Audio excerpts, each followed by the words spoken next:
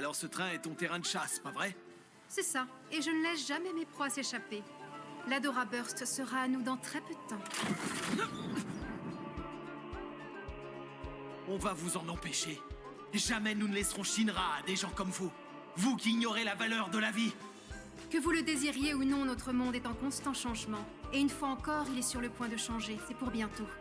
C'est un fait, et les sentiments humains n'ont pas la moindre incidence sur lui.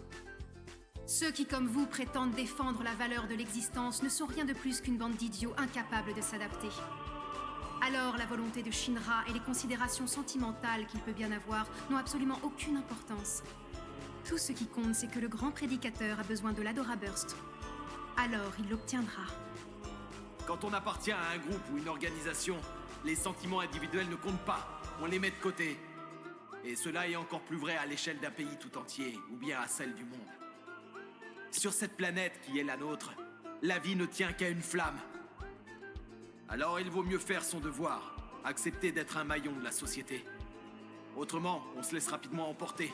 Ce qui est normal quand on vit dans un chaos tel que celui qui nous entoure. On se décourage facilement. Je vois les choses ainsi, et ceux qui partagent mon point de vue sont nombreux. C'est bien plus facile comme ça. Éprouver des sentiments, c'est épuisant.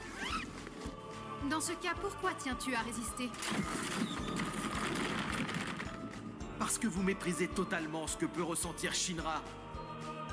Vous voulez que je le trahisse? Pour qui vous me prenez? Alors oui, ressentir des émotions peut être épuisant.